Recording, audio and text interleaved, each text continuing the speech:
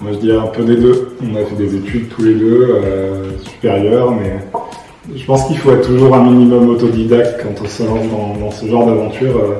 On a quand même monté une marque de vélo de A à Z et donc à 3. Donc ce qui veut dire qu'il faut qu'on arrive à acquérir des compétences de marketing, de communication, de dessin, de design, de conception, d'industrialisation, de commercialisation. Ça pour le coup c'est vraiment pas notre truc, mais on doit y passer quoi. Faut bien vendre nos vélos une fois qu'on les a produits. Et donc c'est bien d'avoir les codes, de passer par des belles écoles, d'être formé à la dure dans des grandes entreprises. Après il y a la vérité derrière, c'est qu'il faut plonger dans des univers qu'on connaît pas et apprendre sur le tas. Ça dépend des phases. Hein. Ouais. On a eu nos phases rebelles. Hein. Mais elle était en Santiago à un moment donné quand même. Ouais, non, les deux, ouais, je pense.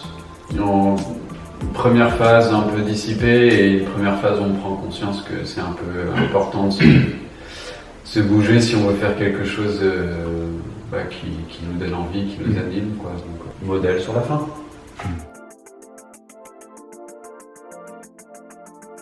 Ouais, c'est un vrai rebelle. Non. Devant l'éternel. Bien rangé. Non, on est rangé, ouais. On est plutôt rangé, ouais.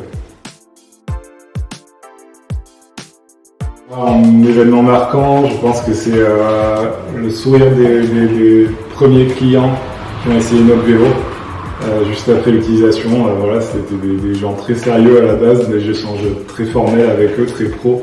Et puis on les voit revenir de l'essai avec un grand smile et c'était juste magique de voir ça parce que en fait on leur a pas vendu du rêve en disant que le vélo était confortable sur le site, c'était juste la vérité. Moi je dirais première commande client où on était tous les trois ensemble et on a reçu le mail et puis on était super contents la première semaine. Et le second moment, c'est la première fois que j'en ai vu un à Bordeaux. Ouais. Je l'ai même pas reconnu, tellement j'étais surpris.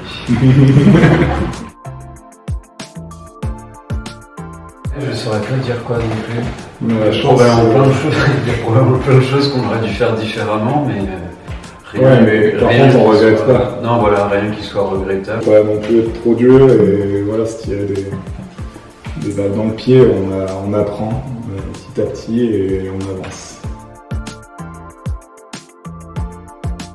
D'aller au bout de ses rêves, c'est tout con, mais en fait quand on se lance, on a souvent des retours à moitié positifs de gens qui nous transmettent un petit peu leur peur, c'est-à-dire qu'on leur présente notre projet et souvent les gens c'est naturel, c'est comme ça et c'est aussi très français, c'est attention, tu te rends compte de ce qui t'attend, c'est quand même des montagnes à gravir.